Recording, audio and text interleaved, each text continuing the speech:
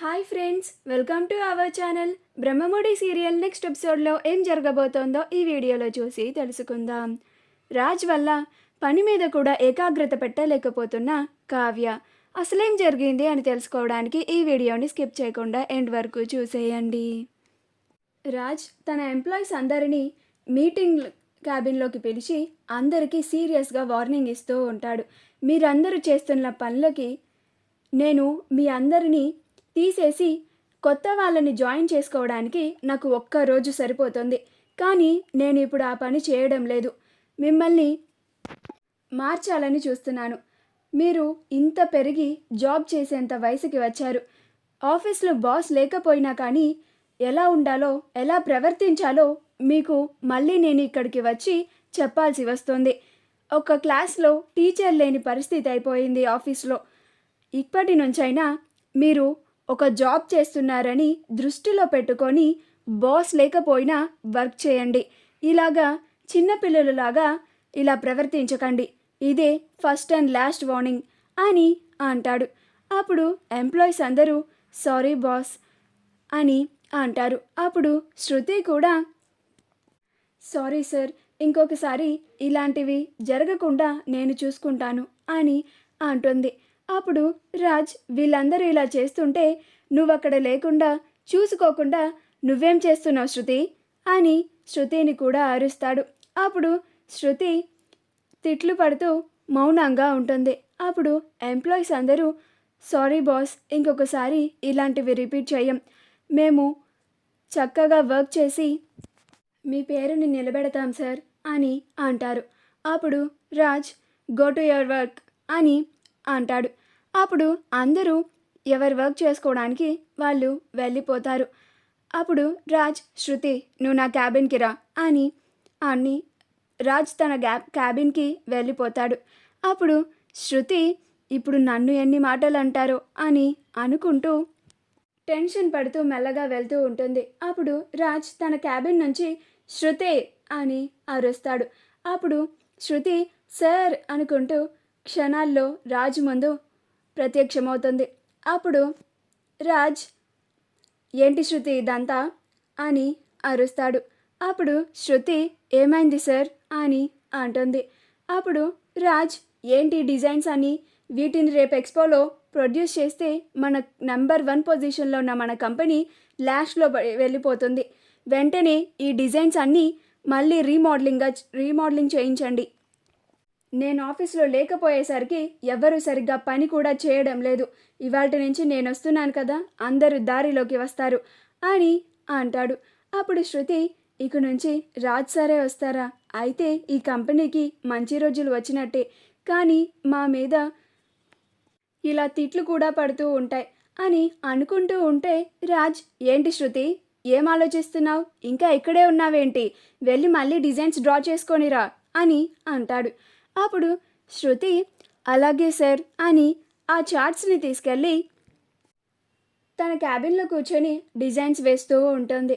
కావ్య మొదటి రోజు తన ఆఫీస్కి వెళ్ళి వాళ్ళ సార్ క్యాబిన్కి వెళ్తుంది. అప్పుడు వాళ్ళ సార్ అమ్మ కావ్య, మీ మీద నమ్మకంతో మీకు మేము ఒక మంచి పనిని అప్పచెప్పబోతున్నాము అని అంటారు. అప్పుడు కావ్య అలాగే సార్ అని అంటుంది.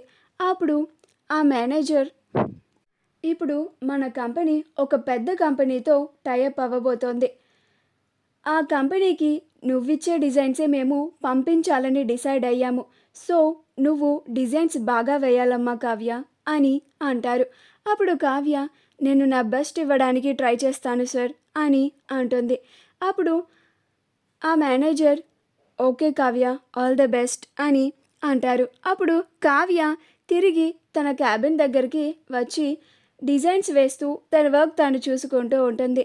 రాజ్కి ఆఫీస్లో ఉన్న వర్క్ అంతా ఎక్కడికక్కడ ఆగిపోయిందని, ఎక్స్పోలో ప్రజెంట్ చేయాల్సిన డిజైన్స్ ఇంకా వేయలేదని టెన్షన్తో ఆలోచించుకుంటూ కాసేపు రిలీఫ్గా ఉంటుంది అని బయటికి వస్తాడు.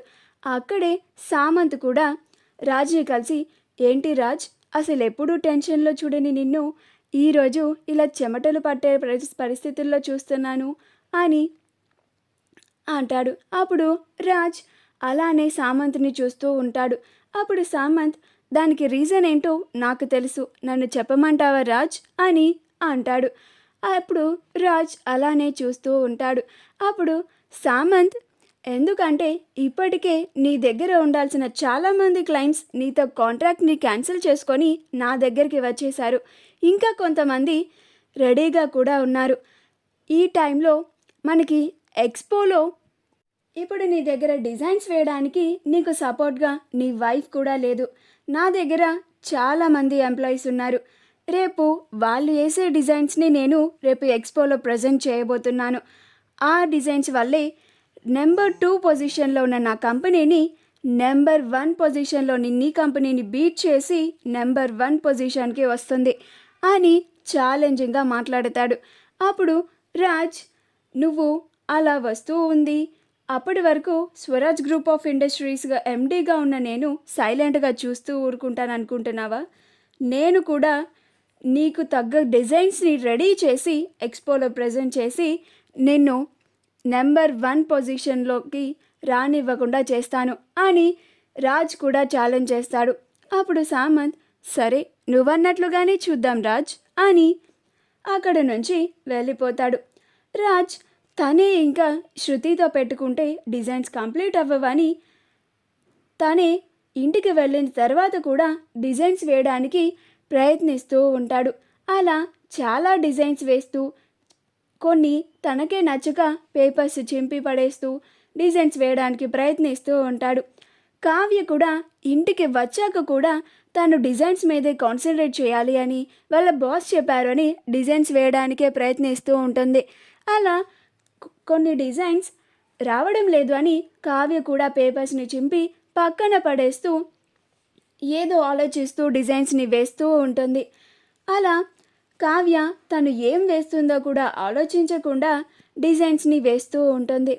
అలా డిజైన్స్ వేస్తూ ఆలోచిస్తూ ఉంటుంది. అప్పుడు కనకం వచ్చి కావ్యని చూసి కావ్య వేస్తున్న డిజైన్స్ చూసి ఆశ్చర్యపోతుంది. అప్పుడు కావ్య డిజైన్స్ వేస్తుంటే అప్పుడు కనకం, ఏంటమ్మా కావ్య, నీ మనసు ఇక్కడ లేదు కదూ అని అంటుంది. అప్పుడు కావ్య, అదేం లేదమ్మా, నేను వర్క్ ఉందని వర్క్ని కంప్లీట్ చేసుకుంటున్నాను అని అంటుంది. అప్పుడు కనకం, నీ మనసు ఎక్కడుందో నువ్వు వేస్తున్న డిజైన్సే చెప్తున్నాయి, ఒకసారి అటు చూడు అని అంటుంది. అప్పుడు కావ్య తనేం చేస్తుందో చూస్తుంది. కావ్య తను రాజ్ కలిసున్న ఫోటోని డ్రా చేస్తుంది. అప్పుడు కావ్య అది చూసి ఆశ్చర్యపోతుంది. మా వీడియో కనుక మీకు నచ్చినట్లయితే లైక్ చేయండి, షేర్ చేయండి, మా ఛానల్ని సబ్స్క్రైబ్ చేసుకోండి, పక్కనే ఉన్న బెల్ ఐకాన్ని క్లిక్ చేయడం మాత్రం మర్చిపోకండి.